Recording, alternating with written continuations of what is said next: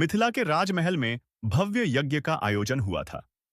राजा जनक ने दूर दूर तक संदेश भेजा। आर्षि मुनि, ब्राह्मण, तपस्वी, विद्वान और यहां तक कि स्वर्गलोक के देवताओं तक को आमंत्रण दिया गया। महल के प्रांगण में यज्ञ कुंड जल रहा था।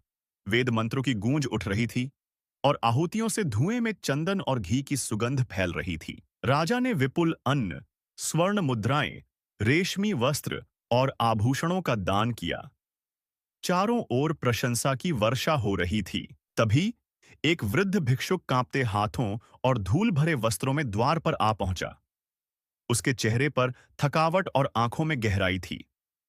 द्वारपालों ने उसे रोका, पर जब राजा को सूचना मिली तो उन्होंने स्वयं भिक्षुक के पास आकर कहा, महाराज, यज्ञ पूर्ण होते ही आपको यथोचित अन्न व दान दिया जाएगा।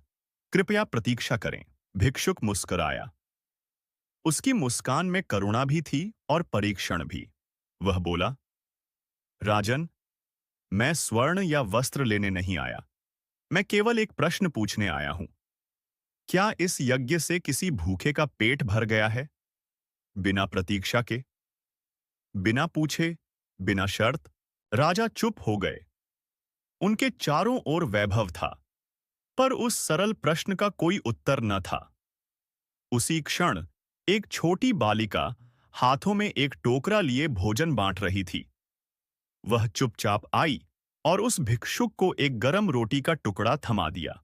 भिक्षुक ने वह रोटी अपने हाथों में ली, आंखें बंद कीं और कहा, आज यह यज्ञ पूर्ण हुआ, क्योंकि इस रोटी में प्रेम है, दिखावा नहीं।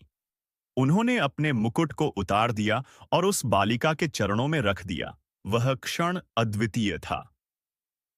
राजा को उस दिन समझ आया, देवता अग्निकुंड की अग्नि से नहीं, हृदय की आंच से तृप्त होते हैं।